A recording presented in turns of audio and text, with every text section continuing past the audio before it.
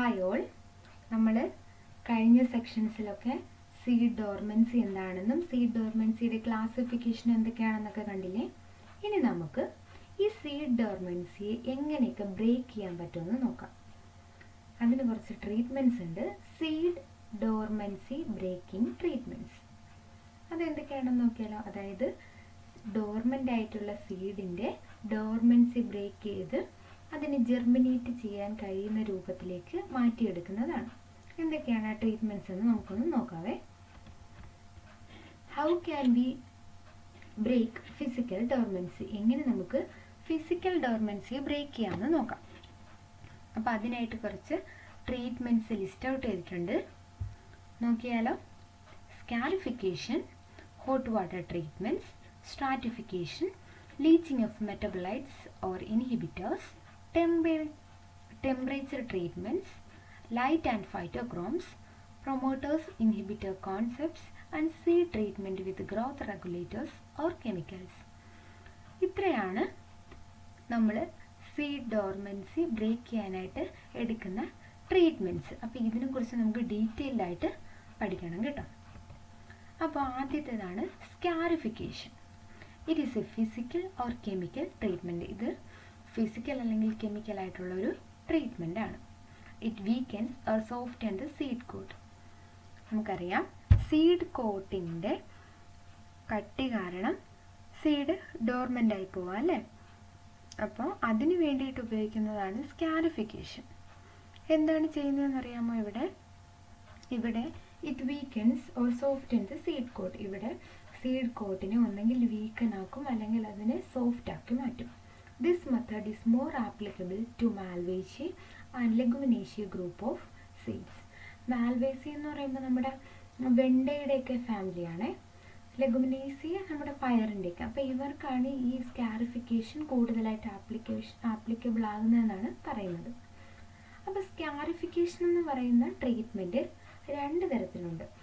Acid സ്കാരിഫിക്കേഷനും ഉണ്ട്, mechanical സ്കാരിഫിക്കേഷനും ഉണ്ട്. അതായത് ഒരു സീഡിൻ്റെ സീഡ് കോട്ടിനെ ഒന്നെങ്കിൽ സോഫ്റ്റൻ ചെയ്യാനോ അല്ലെങ്കിൽ അതിൻ്റെ ഹാർഡ്നെസ് കുറയ്ക്കാനോ ഉപയോഗിക്കുന്ന ഒരു ട്രീറ്റ്മെൻറ്റാണ് സ്കാരിഫിക്കേഷൻ.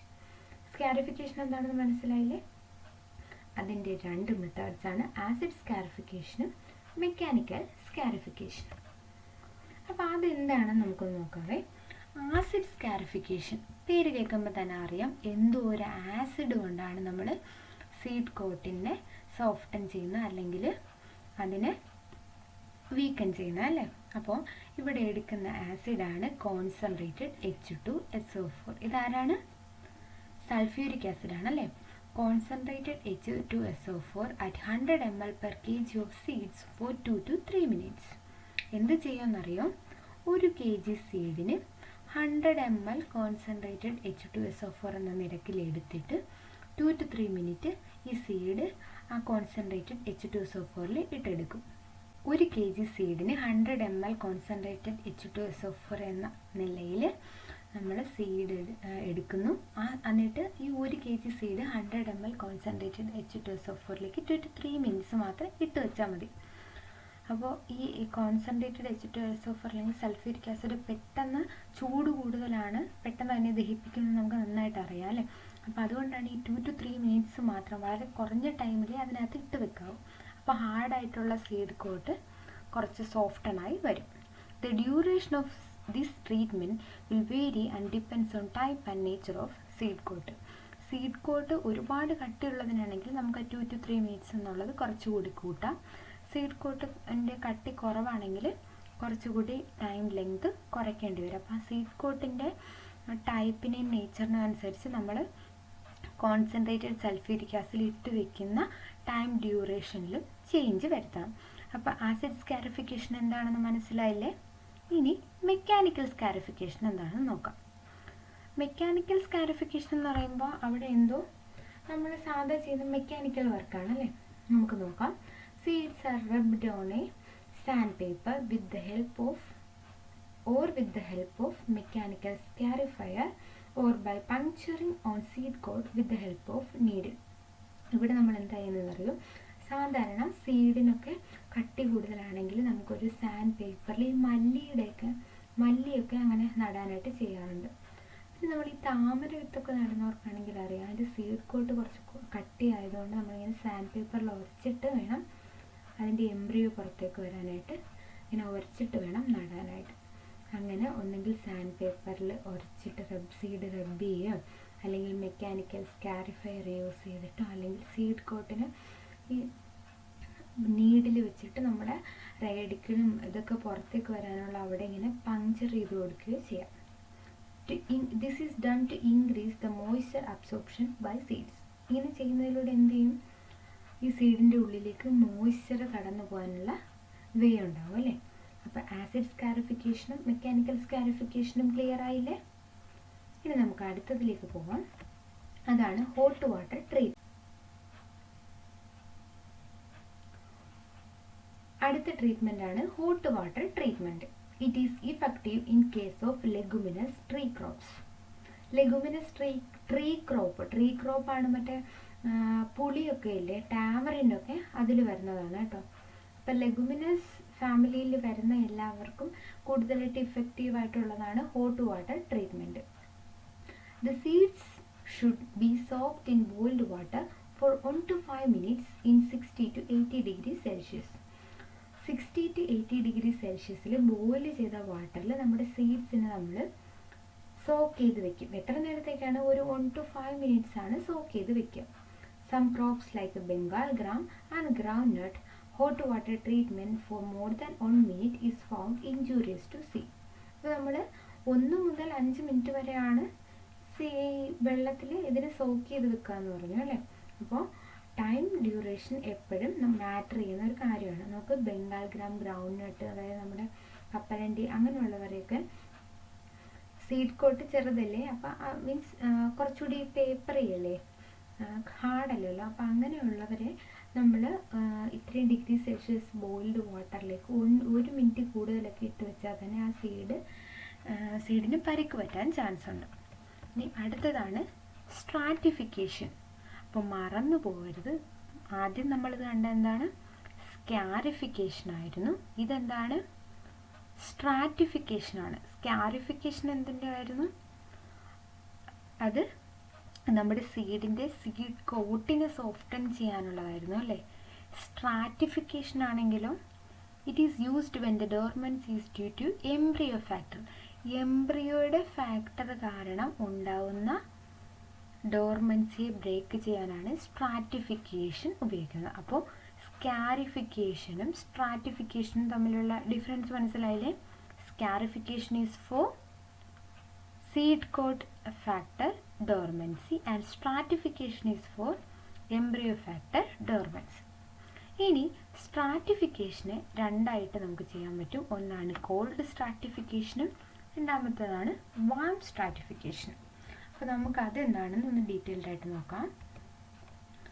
അപ്പോൾ സ്ട്രാറ്റിഫിക്കേഷൻ ഒന്നുകൂടെ ഓർത്തെ, എന്തിൻ്റെ ഫാക്ടർ കൊണ്ടുണ്ടാകുന്ന ഡോർമൻസിയാണ് ബ്രേക്ക് ചെയ്യുന്നത്?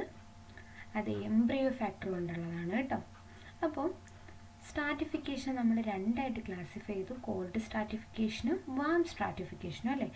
കോൾഡ് സ്ട്രാറ്റിഫിക്കേഷൻ എന്ന് വെച്ച് കഴിഞ്ഞാൽ incubate the seed at a low temperature of 0 to 5 degrees Celsius over a moist substratum for 2 to 3 days for to several months.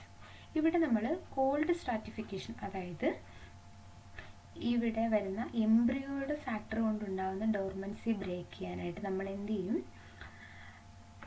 സീഡിനെ law moisture temperature, അതായത് 0 to 5 ഡിഗ്രി സെൽഷ്യസിൽ നമ്മൾ 2 മുതൽ 3 ദിവസം വരെയോ അല്ലെങ്കിൽ ഒരുപാട് നാളത്തേക്കോ ആ ഒരു പർട്ടിക്കുലർ ടെമ്പറേച്ചറിൽ കീപ്പ് ചെയ്യും.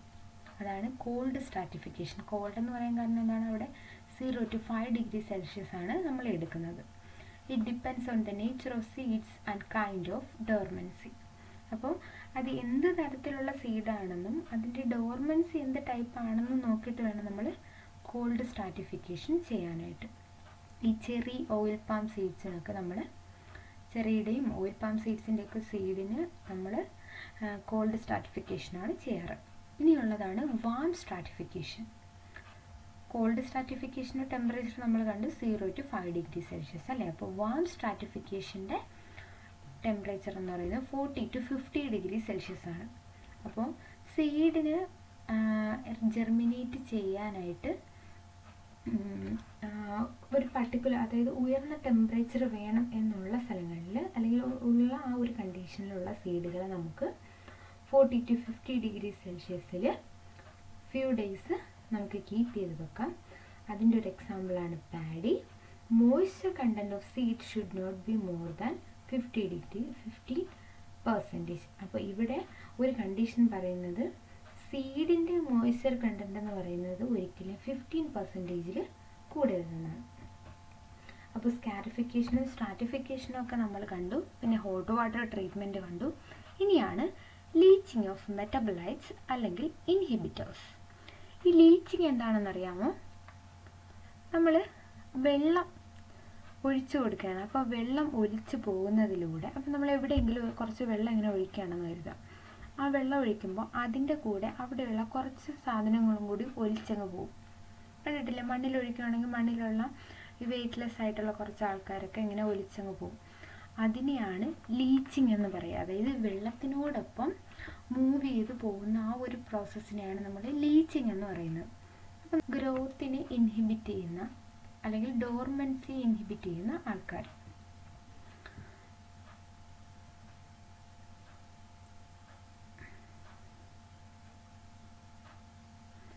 അപ്പോൾ നോക്കിയേ, ലീച്ചിങ് ഓഫ് മെറ്റബലൈറ്റ്സ് അല്ലെങ്കിൽ ഇൻഹിബിറ്റേഴ്സ്, അതായത് ഗ്രോത്തിനെ ഇൻഹിബിറ്റ് ചെയ്യുന്നവർ.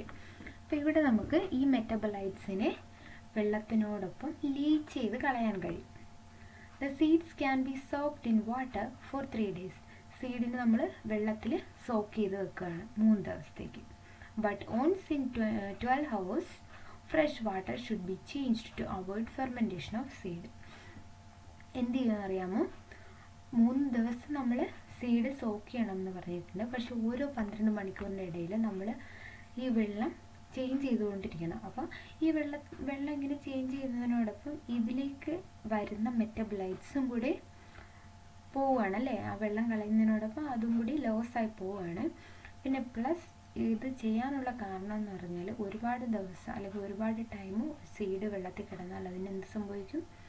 ഫെർമെൻറ്റേഷൻ സംഭവിക്കാൻ ചാൻസ് ഉണ്ട്. അപ്പോൾ അതിനും കൂടി വേണ്ടിയിട്ടാണ് ഈ വാട്ടർ ഇങ്ങനെ കണ്ടിന്യൂസ് ആയിട്ട് ചേഞ്ച് ചെയ്ത് കൊടുക്കേണ്ടത്.